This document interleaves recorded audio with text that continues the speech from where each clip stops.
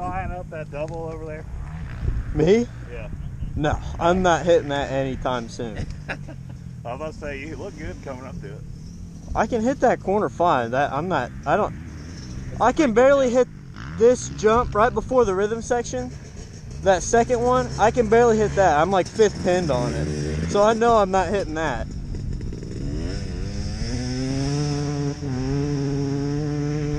Yeah, it's a big It's probably about the same speed on it. Huh? It's probably about the same speed as that last one.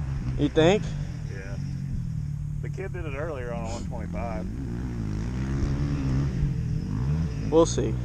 He went way outside though to get a good straight run at it. Oh yeah, That's what I was going to say. If you wanted to try it, I'd go way out. Just get a straight run at it to learn. Yeah, he did go left of the bales out there, like wide open the whole time. I'll think about it. I don't know. I cased it first time and it was fine. It kind of rolled out so good. I cased it earlier. And right. I think I've cased everything out here at least twice. The jumps are so misleading. You got to hit them so much faster. I know. Well, I also don't want to total my bike before next week. Yeah, for the next race. This is good practice for it, though. Yeah. I really like the sand. It's easy to corner in. Yeah. Yeah, you did something earlier. You come around one of those. I think it was out down there. It was like the front end wash, and like you were on the gas hard, and there's almost equal roost coming off the front and back wheel. I was like, whoa. Oh, I know what you're talking about. Probably that corner right before the rhythm section. Yeah, I think it's Right there. It's deep. That one is pretty sandy. I can't get that corner good to save my life, so I keep not jumping the jumps. And I hate that section. That's yeah, that's so deep. Yeah. That's the hardest jumps out here by far. Yeah, they look small. But It's so super deep. Sketchy.